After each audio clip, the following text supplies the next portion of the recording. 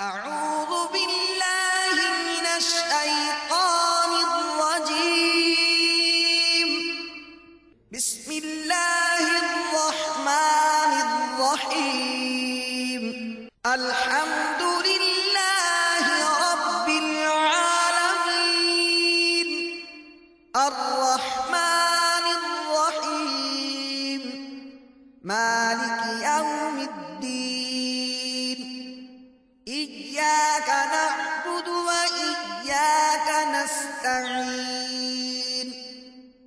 اهدنا الصراط المستقيم. صراط الذين أنعمت عليهم غير المغضوب عليهم ولا الضالين.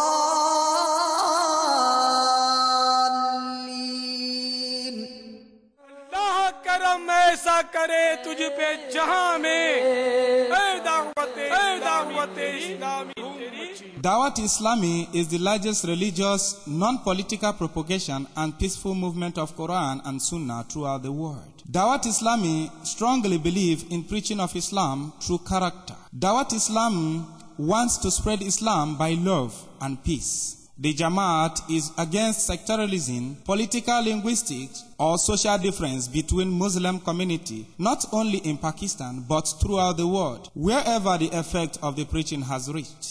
Dawat Islami is never found to be involved in any kind of anti-state or terrorism activity. A letter of appreciation has been issued by the government of Pakistan, Minister of Religious Affairs. Until now, neither any bounds nor any observation has been recorded throughout the world by any governmental, Muslim or non-Muslims.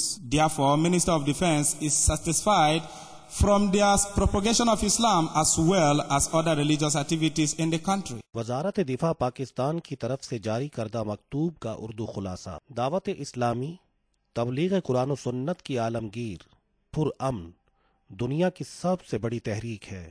دعوت اسلامی کردار کے ذریعے نیکی کی دعوت عام کرنے پر یقین رکھتی ہے. دعوت اسلامی دین اسلام کا پیغام امن و محبت کے ساتھ عام کرنا چاہتی ہے. ملک و بیرون ملک جہاں بھی دعوت اسلامی کا مدنی پیغام پہنچا ہے وہاں پر یہ تحریک سیاسی، لسانی اور معاشرتی درجہ بندیوں کے خلاف ہے. ہماری معلومات کے مطابق دعوت اسلامی آج تک کسی دہشت گردی یا ملک کے خلاف کسی قسم کی سرگرمیوں میں ملوث نہیں پائی گئی ہے.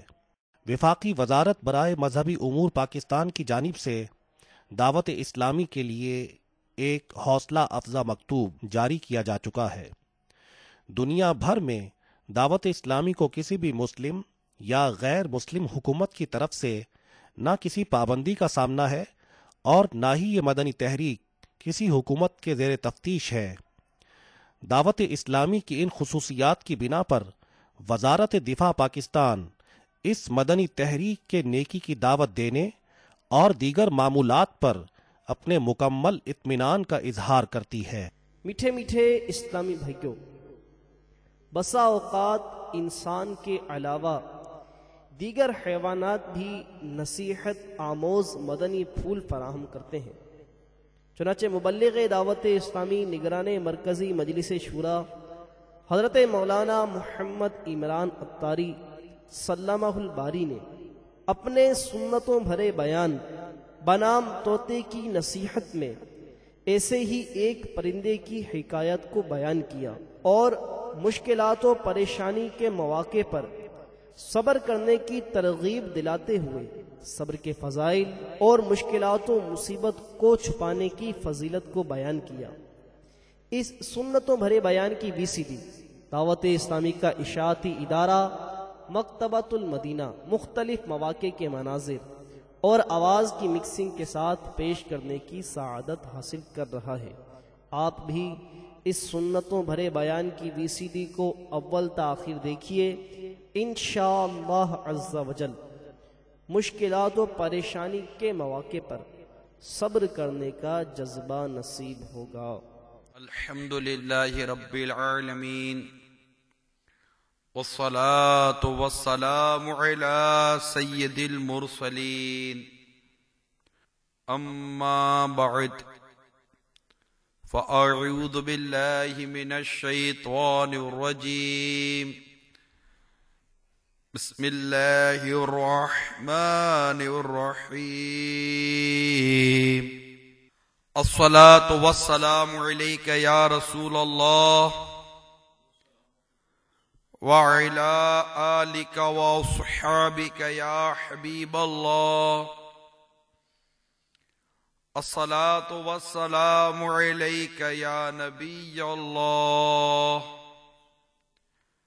وعلى آلك وصحابك يا نور الله سرکار مدینہ راحت قلب و سینہ فیض گنجینہ صاحب معطر پسینہ باعث نزول سکینہ صلی اللہ تعالی علیہ وآلہ وسلم کا فرمان باقرینہ ہے، جو کوئی مجھ پر ایک مرتبہ درود پاک پڑھتا ہے اللہ تعالی اس پر 10 رحمت نازل فرماتا ہے۔ صلو علی الحبیب صلی اللہ تعالی علی محمد توبوا الی اللہ استغفر اللہ صلو علی الحبیب صلی اللہ تعالی علی محمد۔ مفتی احمد یار خان نعیمی رحمت اللہ تعالی علیہ، جو ایک زبردست عاشق رسول بھی گزرے ہیں، اپنی تفسیر نعیمی میں ایک واقعہ نقل کرتے ہیں کہ حضرت سیدنا سلیمان علی نبینا و علیہ الصلاۃ والسلام کے زمانے میں ایک شخص نے 1000 درہم میں ایک بلبل خریدی جو خوب بولتی تھی۔ ایک دن اس کے پنجرے پر طوطا کچھ بول کر اڑ گیا، بلبل کے پنجرے پر طوطا کچھ بول کر اڑ گیا۔ اس کے بعد اس بلبل نے بولنا چھوڑ دیا۔ اس شخص نے جس نے بلبل خریدی تھی، حضرت سیدنا سلیمان علی نبینا و علیہ الصلوۃ والسلام کی خدمت میں حاضر ہو کر سارا ماجرا بیان کیا۔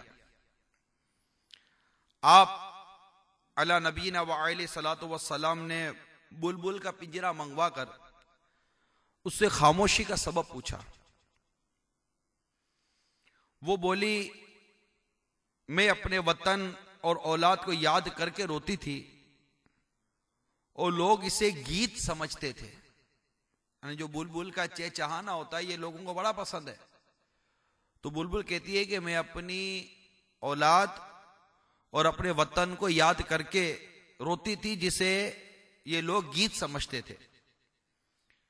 مجھے طوطے نے سمجھایا کہ تیری بے صبری ہی اس قید کا باعث ہے، اگر تو صبر کرے اور خاموش ہو جائے تو چھوٹ جائے گی، لہذا میں نہ بولوں گی۔ حضرت سیدنا سلیمان علیہ نبینا علیہ الصلوۃ والسلام نے مالک سے کہا کہ تو اس کے بولنے سے نا امید ہو جا۔ مالک بولا، پھر مجھے اس کے پالنے کی کیا ضرورت ہے، میں اس کی آواز کا عاشق تھا، چنانچہ اس نے اسے آزاد کر دیا۔ بلبل یہ کہتے ہوئے اڑ گئی، پاک ہے وہ جس نے مجھے انڈے میں بنایا اور ہوا میں اڑایا اور پنجرے میں صبر دے کر وہاں سے چھڑایا۔ صلو علی الحبیب صلی اللہ تعالی علی محمد توبوا الی اللہ استغفر اللہ صلو علی الحبیب صلی اللہ تعالی علی محمد۔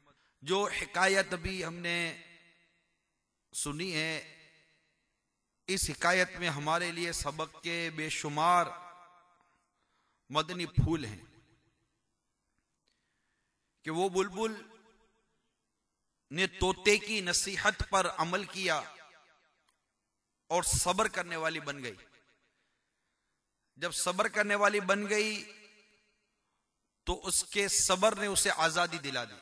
پتہ چلا کہ بے صبری سے مصیبت بڑھتی ہے